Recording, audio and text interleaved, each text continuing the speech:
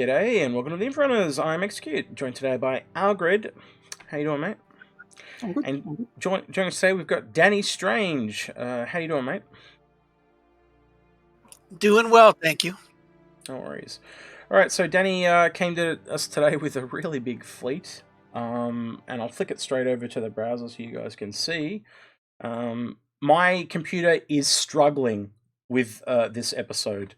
I've actually got, as you can see across the top, I've actually got 4 fleet viewers opening, so there will maybe be a little hiccups in this video, and I do apologize, but my computer is actually 6 years old, and it probably needs an upgrade, to be honest with you. But we'll persist through and struggle through today, and maybe focus more on the content than the quality of the content if we can. All right, so Danny, I'll kick it straight off, man, and we'll go through all these little vehicles and stuff, and you can tell us your thought process behind all of them or why you got them. So I know about this one straight off the bat, the little buggy, but you want to tell everyone how you got that? Yeah, I actually won that. I never win anything, and I was watching Captain Richard's stream, and I entered a little contest, and he spun the wheel, and I won the buggy. So, has a little bit of sentimental value because it's the only thing I've really won. Okay, and the bikes. The bikes, I want to do a lot of combat, and the bikes were really made because they're cool and they can act as small scouts. Mm-hmm. I'm assuming the rock buggy is for mining, but yeah, anything to elaborate on that other than the mining buggy? Yeah, just for when I want to play by myself alone on a spot, I can drive the buggy around and have some fun. As a former comedian, I'm not going to touch what you just said there, but anyway. Right. Sorry. The Cyclone TR, I believe it's TR.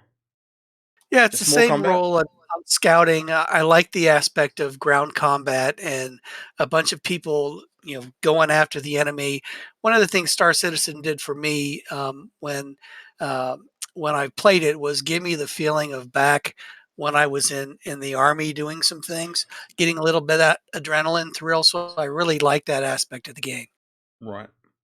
Okay. Dragonfly, I assume, is much the same, just a floating version, I guess. Right, more of an LTI token. Mm. All right, and these travesties, I'm not biased at all. You can tell. Um, Well, I'm partial to eggs, and these look like eggs, on so wheels, I yeah, thought they were cool. yeah. No, I think they'll have their place, but for me, they're definitely an in game. You definitely like your combat, so tell us about the ballista and the tonk. I assume that's just more of the ground warfare. Yeah, more of the same, more heavy hitting ground vehicles for either air or ground. Okay, the first actual ship, the Eclipse. My idea of the Eclipse is it's more of a stealth bounty hunter. When you want to blow somebody up, but don't necessarily want to get involved in heavy combat with lots of ships, I can take that in, shoot some big missiles, blow them up, and be gone. Okay, the Nomad. This is an Sorry, Danny. The Nomad was an idea where I wanted to try out an extra crew member when that becomes available. So I bought another game package, threw a Nomad on it, and the idea was that that crew member would fly the Nomad, and that would be his little niche in earning his way in the verse. Okay, kind of like your zero to hero type of thing. That's what that sounds like to Right. me. Yeah. Okay. The 300 series ones you've got here. I love these ships. I like how they look, specifically the interior, and an idea of having a little bit of a luxury thrown in is appealing to me. Okay. All right. The Ares series of ships. I like big guns, so when these came out, the idea of not having to try and manage different gun types and different distances and different spreads of where you're shooting really appealed to me. If you can have one hard hitter, you know where it's hitting all the time. I thought it would make dogfighting easier. I didn't hear guns. I heard butts. I like big butts. That's all I heard. Right. That's what I'm laughing. Right. The vulture. The vulture was something I got because with the reclaimer, I thought it would work well when I was by myself and found something and didn't want to bring the big ship in.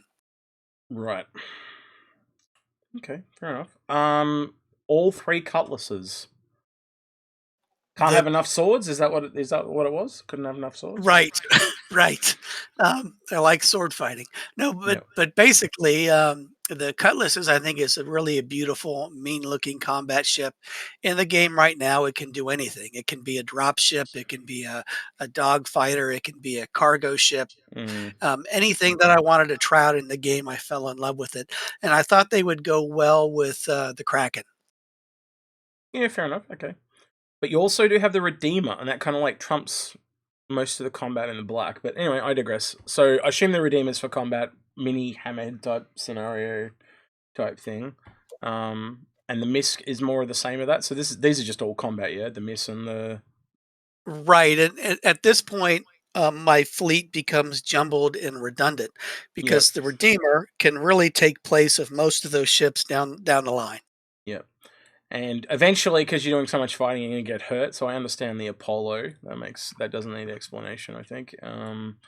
So let's go back along the line. We've got the Mole.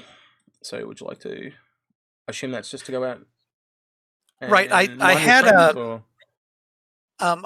I had the beginner version of that, and I thought it would be better to just upgrade that Mhm. because I'd be able to make more money faster, and mainly this type of mining is more when I want to relax and be by myself and just do something kind of Yep. mindless and fun. The Liberator, Valkyrie Liberator. Is that because you got all That's these a vehicles and you need something to drop them? Is that? well, not necessarily the vehicles, but I like the idea of doing massive guild attacks. You know, my idea is that about 50% of my time in Star Citizen will be combat. The other 50% um, more making money, those kinds of things. So Okay. I'd like the idea of a drop ship when the guild or the org needs to get in somewhere fast in a ship that can take hits and drop people off. Hmm. So I got a daily driver in the MSR and kind of a daily driver in the Retaliator. Is there anything special about MSR? Doesn't really need explaining, but the Retaliator, anything special about? Because or is it just more of what the Eclipse does?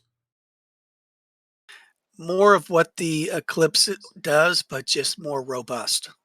Okay. Starliner. This is probably my favorite ship. When I think of Hmm. pirating and doing illegal things, I think of this ship as a ship that can ferry people between planets, between bases, and really be a hidden scout for a pirate organization. Not only can Hmm. it make money ferrying passengers, but it also has, I think it's 300 SCU, can also do cargo and really find good places for the organization. And that's why I got it. Hmm. All right. Yeah, that's sounds more like a I don't know about you, Algrid, but it sounds more like it's his favorite ship to attack, not actually his favorite ship. Um I don't know what you think there, Algrid, but that's what I took away from that. But That just gives you like the idea of killing anything that's luxury or mm, I don't along know. those lines. I don't know how luxurious that is. I guess we'll have to wait and see once it releases. But And yeah, I get you. depends on which version you take, doesn't it? Yes. All right, Crucible. Um, all that fighting, I same think for thing as the Apollo, but for the ships. I'm assuming. Or has this got a bit more right, I think economic benefit, like you were saying before? the economic benefit for this would be keeping ships in the fight. If ships get damaged in the org, they can come back, get refueled, rearmed, fixed, and then get back into the fight. So I Mm. think of it as a helper org ship and also a possible moneymaker if I'm in a star system and there are lots of ships that need help and will pay for it. More combat with the Perseus, I assume. Right. My thought of the Perseus is it can probably be run with a minimal crew, punch heavy, and take a lot of damage. So my Mm. thought is that it would replace a lot of the fighters and things that I have below it. Okay, so all right, the caterpillar for transferring your plunder. I mean loot. I mean cargo. Yep, that's what that's for. Yeah. Right. Yeah. Right. Right. This initially was my favorite ship just for that, and the idea of I can do cargo, it's going to become modular, and I can Yeah. focus it on things really appeals to me. I'm definitely holding on to mine, waiting to see what comes from those modules. And like me, you're one of the few people that actually has LTI Pirate Edition. So I think, as I was saying to you the other day, I think you're only the fourth person I know now that's got one. So yeah. Nautilus Solstice, the skin version of the Nautilus.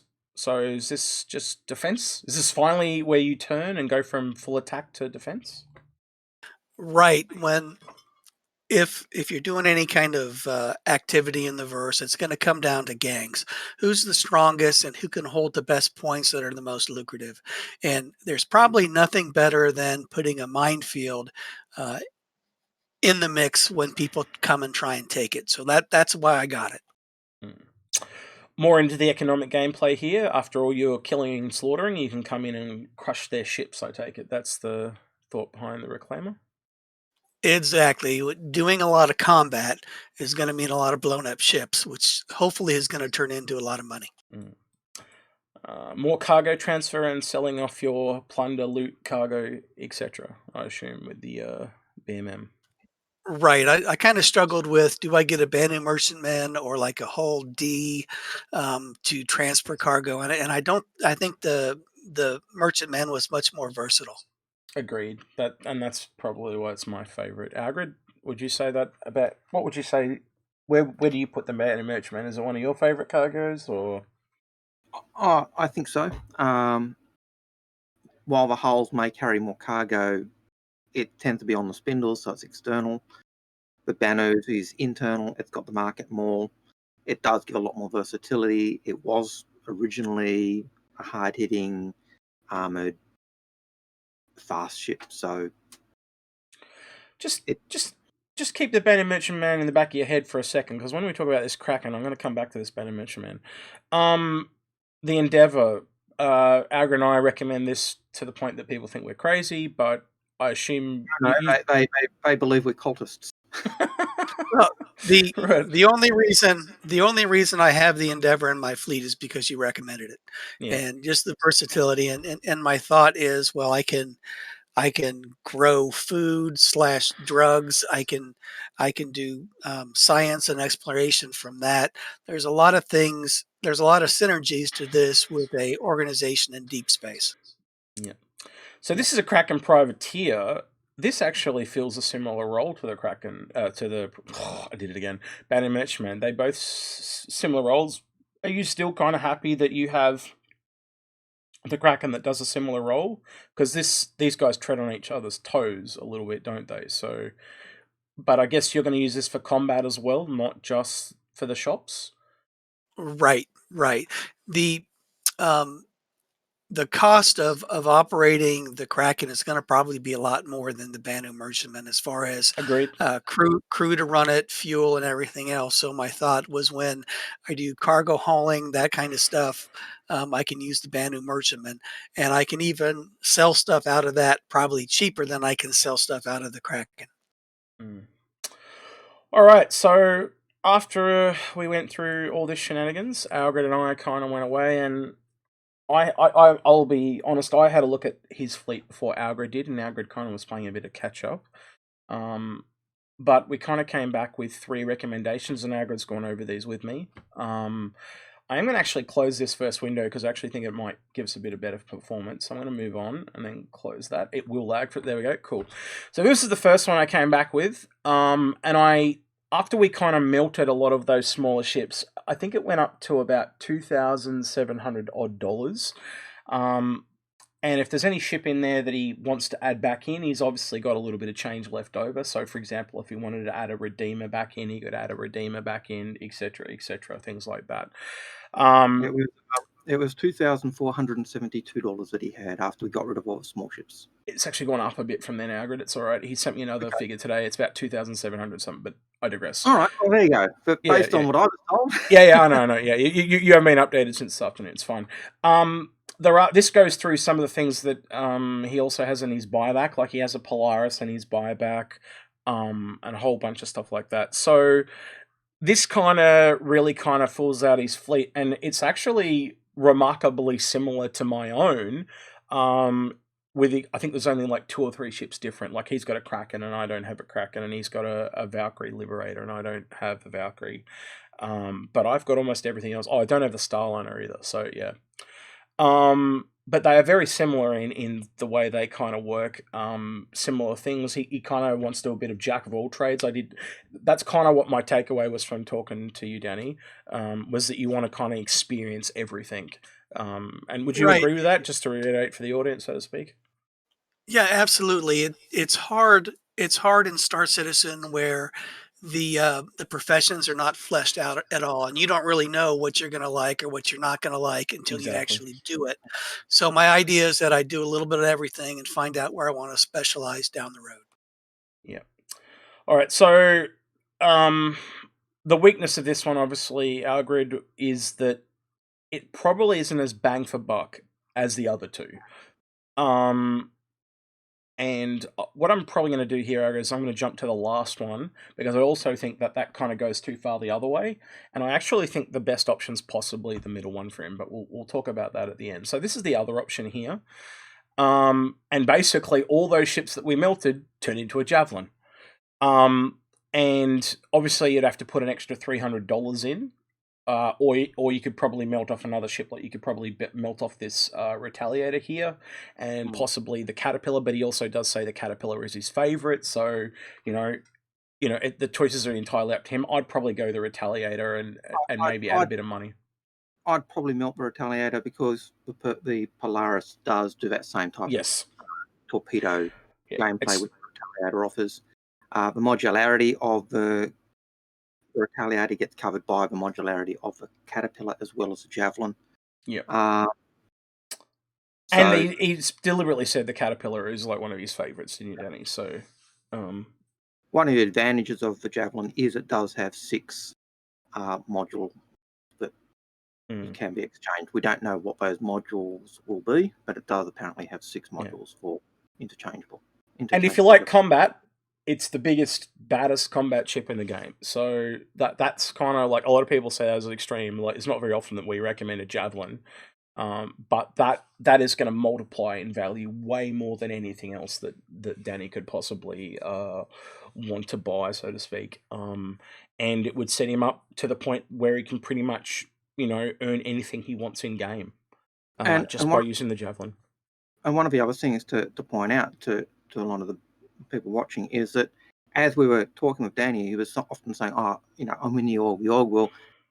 So he's planning a lot of things with multi-people gameplay. He's not planning to be the guy running around by himself. That's the side task he does when he wants to just chill out and do his own thing. He sees himself mainly doing group activities. And if you're looking at that, the Javelin is by far the best group ship you can call in. When it was designed by CIG, it was their raid ship. It was the ship you got together to do raiding. So it makes sense, but it's also going to cost a crap load more to run. But he's got, and we had to make sure he had the people to run that as well. But, having a Kraken, we're pretty confident he's going to be able to do that. We also turned the Perseus into a Polaris, which we have options to do, so because that's just better value.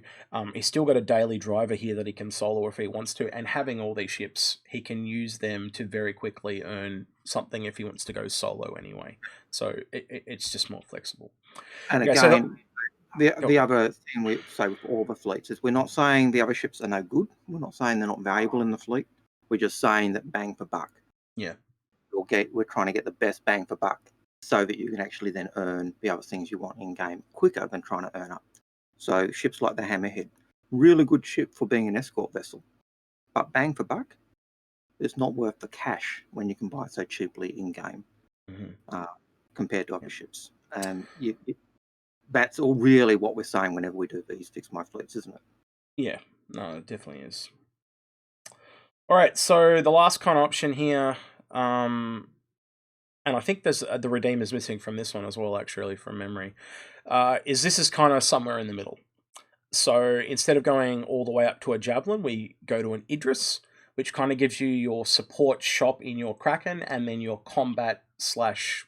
what size are these ships? They're capital frigates, aren't they? Or am I wrong? Frigates? Frigates. Yeah, No, frigates. frigates. Yeah, so you get your capital frigate, and you get your kind of support frigate. So you got a bit of both there. You also get your mole upgraded to your Orion. We've also added a Carrack in, because that's like the one thing he was missing. But that part of it, you were saying, Danny, you're not super into exploration, but that said, the Carrack is the best value ship in the game at the moment for per dollar. So yeah, what's your thoughts, Danny, between those three options? What one are you kind of leaning towards out of the ones that we've kind of shown you here today? Or do you want to talk about all three? Torn. It's up to you. You're torn. Okay. I think I'm torn. Let's go back to the first option if we can. Yeah, for sure. There you go. There's the first one. I like this one because it gives me immense variety in earning potential, where I can do a lot of different things to make money. Mm-hmm. That's what I like about this one. But I think this one gets eliminated because there's a draw for those bigger ships. Yep. And bang for the buck, it makes sense in the long term to go for a Idris or a Javelin. Mm. So you're kind of leaning more towards one of these two options. I don't like clicking between them, Right. because I know it makes it load every time, and I'm sorry, it's just the computer to die. Because a lot of people will look at this and go, "That seems insane," because you've gone from something like 37 ships down to 13. But as we said, you can use that bigger ship to earn any ship you want. And even if you look at it this way, if you take this and go back to, say, something like this, you can use the Javelin to earn an Idris, because it is larger Right. and bigger and stuff like that, where it's going to be a lot harder to, say, use something like this smaller one to just take a Kraken and earn an Idris that's next to it. Like, you'll still earn it a lot faster than most people, but it's going to, it's going to be a lot easier if you've got that bigger ship again, but you've got to have those people behind you as well to run those ships to be able to earn them in the first place. So if you don't have 83 friends, Algared, with this Javelin, you are not going to be able to run it. So do you have 83 friends in your org? Like, do you have room for a Javelin in your org, is essentially what I'm asking you, Danny. Right now, I haven't picked a huge organization because there's no real big org play. Mm-hmm. I think if you could bring a Javelin on the table to any organization, I think it would be used, Yep. especially in the bigger ones. So I don't think any org would turn that down. But as soon as I find one that I'm comfortable with and there's org play, I think that would work. Mm. So all right. I'm torn. I'm So torn between option 2 and you're option kind of going 3. between option 2 and option 3. Yeah, and that's fine. That's kind of something you'll have to come to on your own time. I don't think there's any bad option there. I honestly think it's, trying to tailor it best towards your need. Obviously, the Javelin, you can still use that to earn all the ships on, and the Kraken, you can use that to earn all the ships that are missing in your lineup anyway. So, for example, if you go back to this one, if you wanted to get a Perseus or a Redeemer or whatever, you can use any of those bigger ships to earn that anyway. So as I always say, it's far easier to earn something underneath than it is to earn something above. So there is a lot of logic in getting into a Javelin, but if you don't, the thing is, when you get to that big crew size of, I think it's 83 or 89 or something like that, when you get to that large crew size, you are going to have to actually have friends to help you run it. So, something like a Kraken is 10 people, so that's not so bad. But as soon as you jump up, you're going to have to be prepared to have a lot of friends. So the Javelin's in a weird spot like that. I think the minimum crew for a Javelin was about 20. Yeah, the max, it's got space for 80-odd crew in terms of life pods and stuff. So, yeah. So it just makes it a step higher than the Kraken and the Idris is what I'm trying to get at. Like, it just makes it slightly more difficult to get the people required, because like if you think of about like World of Warcraft as some of the games where you've had the most amount of people at the same time that are organized, you used to have raids of 10 people and raids of 25 people, and trying to get 25 people together back in the day was quite difficult. So trying to get 20 people on one ship, I don't think it's a ship you can use every day of the week. Let's just put it that way. It seems like it's a weekender ship. Now 10 people, I think you might be able to do that 2 or 3 times a week. So I don't know, that's another thing to look at, and if you want to talk about that after the show, we'll go through that more with you in depth. All right. Is there anything else you would like to add, Algared, before we? Yeah, look, I think I'd probably, in terms of versatility, I think your choices are really option 1 and option 2. Option 3, while the Javelin does give you a real big ship and it is an option for you, it's not one I think that gives you all the versatility that you would like. I think it actually, in a sense, takes away. While the big ship and its big cargo will enable you to do, earn in game, the fact that you need so many people to actually run it effectively is actually going to cut into that and make it more difficult to run. And I think it's not necessarily going to be the fact that missions are scaled down so they're not really earning as much. I think it's going to be the problem of just getting your crew together. That's going to make a Javelin so much harder. I think that ties into my kind of final recommendation, is because that I think the middle option is the best option, because it's balanced between the two. Like, one is too many little ships just to spend the money that he's got in credits to spend. The other one is too large, but then it runs into the problem of too many people to run, where the minimum one is kind of, like too hot, too cold with Goldilocks, and the middle one is just right. Yeah, it's that type of analogy. But yeah, Danny, you were going to say, man? Yeah, I was going to say, if I was more of a org leader, I might go for the Javelin. Yeah, but I'm really not. I'm more of a supporter. I like to participate. So I think option 2 for me is definitely better, and the one I'm going to go for. Yep. The other thing I would add to that, Danny, is don't rule out other ships that are potentially coming in the future as well. So though you might have a little bit of cash left over, I think working it out, I think it'll be like $300-400. There's nothing to say you can't sit on that and another ship like we had the Perseus come out at the end of last year. There's nothing to say next year there might not be another big ship that's something that you really enjoy. So just remember the game's not out yet. There are still more ships to come, and plan and because a lot of your ships. Sorry, because a lot of your ships aren't in packages, there's nothing to stop you melting those ships and getting something else down the track. Unless you CCU to the ship to a ship, you can always melt it and then buy it back from your melt folder. So there's always that option as well. So Danny, you'll probably be waiting for around Invictus to probably start moving this a bit. I think that'll be your next time to move, but good luck with that, because you've got some big changes coming your way. That's for sure. And I wish you all the best. All right. If you like this type of content, like the video. It really does help us out if you like the video.